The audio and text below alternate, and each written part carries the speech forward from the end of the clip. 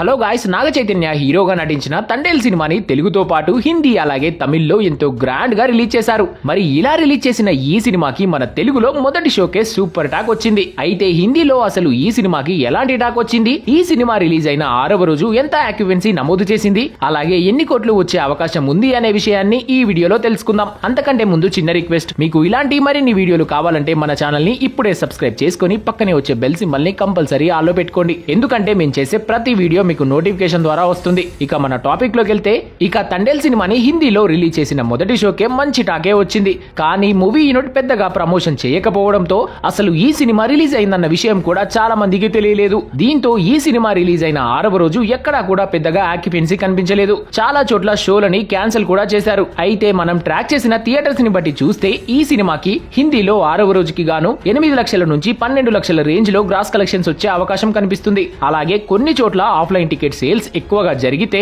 ఈ కలెక్షన్స్ కొంచెం మారే అవకాశం ఉంది. సో ఫ్రెండ్స్, సూపర్ టాక్ వచ్చిన సినిమాకి హిందీలో ఇలా జరగడంపై మీరేమనుకుంటున్నారో కామెంట్ చేయండి. అలాగే మీరు ఈ సినిమా చూస్తే మీకెలా అనిపించిందో కామెంట్ చేస్తే సినిమాకి వెళ్ళని వాళ్ళు ఒక్కరైనా సినిమాకి వెళ్లే అవకాశం ఉంటుంది. తప్పకుండా కామెంట్ చేయండి.